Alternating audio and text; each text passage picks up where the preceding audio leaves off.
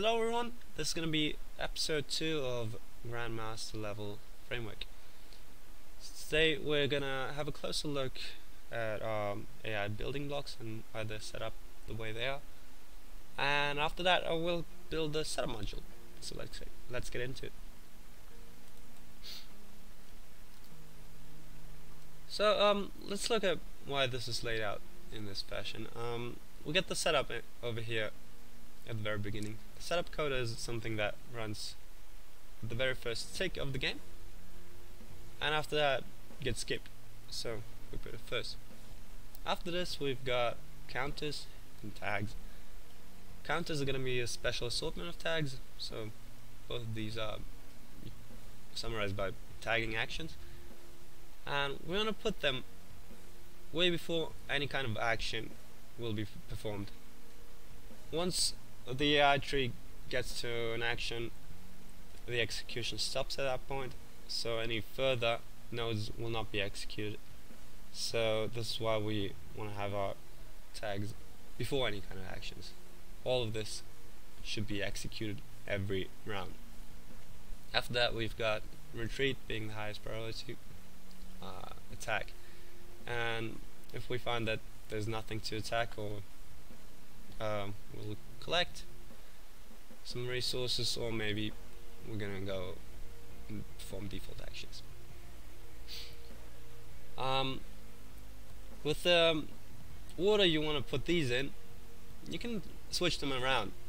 It's your personal preference on what is dependent on what. I like to put the tags of that are not counters after the counters, so they can react to things being countered in the same tick.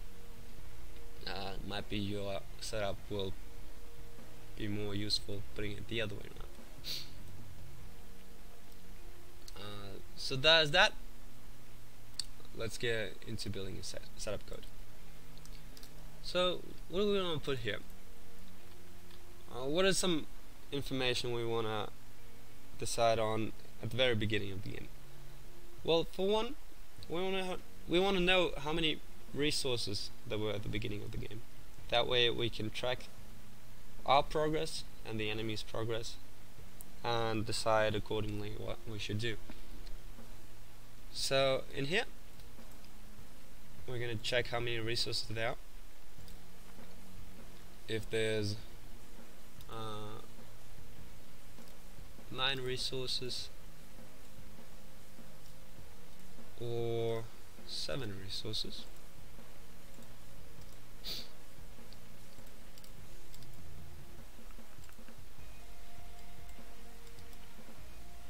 and we want to memorize how many there were, and the way you memorize things is you use tags. And for this kind of thing I like to use bases.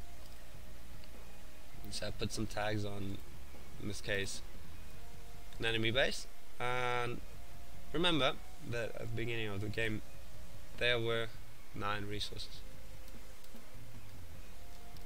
And the same thing goes for the 7 resources, only it's going to be tag 5.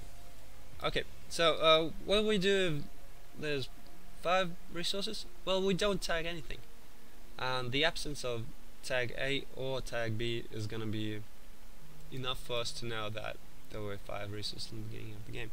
Thus we just saved one tag which we might use for something else. Okay, so there's a problem right now because this code is going to get executed every time, and we don't want that. So what we do is we use another tag to indicate that we've been here before. This is going to be tag E, and at the beginning we check if that tag has been set already or not. So if it doesn't exist, we go into setup code. The first thing we do is we tag an enemy base. Okay, so this is going to tag one. We're going to indicate that we've been into setup before, and on the next tick we're not going to enter this code anymore. So let's see what this does. There we go. We've indicated there's 9 resources on the map. can see that is an A. But we didn't use our tags very efficiently here. There's 4 enemy bases, and we all use them for the same thing, so that's not very efficient. The thing we can do is make use of the fact that doesn't matter what map it is, there's always going to be at least 2 ally bases and 2 enemy bases. We can use them for different purposes. So we're going to integrate that into here, and we can use the tag we've used to indicate the setup is done for this same exact task, only that we're going to apply it to only one enemy base. We can use the closest to the center, I guess. So this is going to pick just one enemy base, and from now on we will always have to decide if we're talking about the enemy base tagged E or the one that is not tagged E.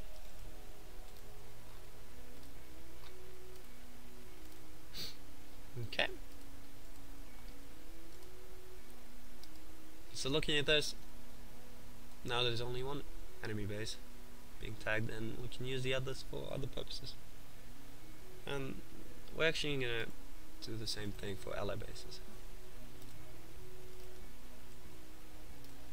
So I'm just going to indicate that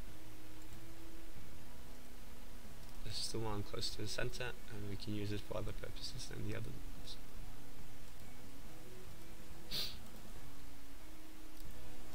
So this is going to be the setup code in the beginning. We're going to add other things later, but for now I want to introduce you to something I do to keep track of what tags do what, because after a while it gets messy. I have a sheet for that, and over here I'll just plug in what a given tag means. So for example, if I tag myself 3, I write it down over here and indicate what that meant. So we've got our enemy base tagged E. What does that tell us? That the setup is done. Not particularly useful information, but that's what it does. Same thing for the ally base. And over here we can write down that there are 9 resources and 7 resources. So this is basically our setup for today.